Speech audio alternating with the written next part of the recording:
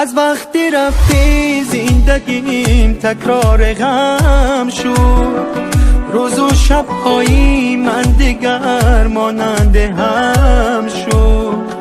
با اینکه تأثیری تو بود جدای، اما پیشی همه دلم همیشه متهم شد. بعد از تو من آرامش را از یاد بردم، من لحظه هایم را به تنهایی سپردم. میگن فراموشش کن و با زندگی کن، اما نمیدانن که من با درد و غم ها به تو من بیقرارم.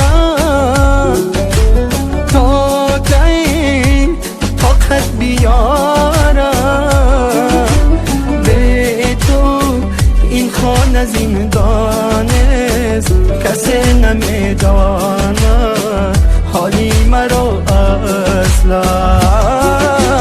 برگرد نبودن درد است، ببین چی کار کردی بیرحمانه با من.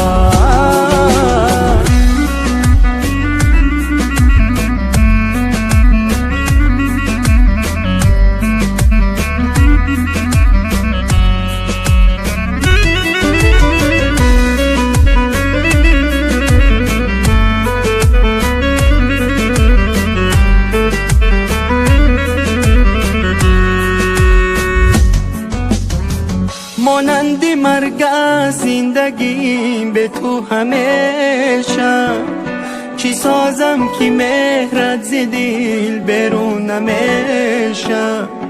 شدم مثل دیوانه تنها تر از غم، زینو میایی پیشمون وقت دیر میشه.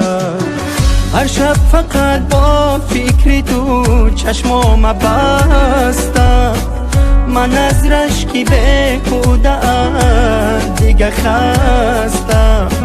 چند ساله که دل تنگی آمون گریه کردم، چند ساله که از تو جدا قلبم شکستم.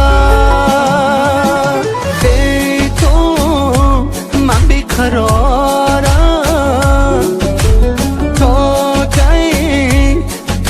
بیارم به تو، این خانه زندان است کسی نمیداند حالی مرا اصلا.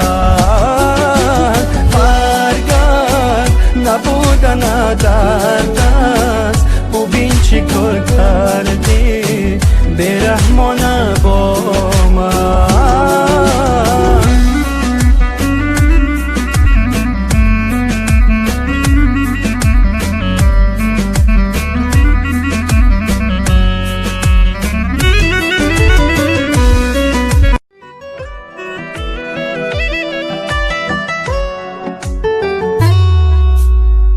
از وقتی رفتی زندگیم تکرار غم شد، روز و شب‌هایی من دیگر مانند هم شد. با اینکه تأثیری تو بود جدای، اما پیشی همه دلم همیشه متهم شد. بعد از تو من آرامش را از یاد بردم، من لحظه هایم را به تنهایی سپردم. میگن فراموشش کن و با زندگی کن، اما نمیدانم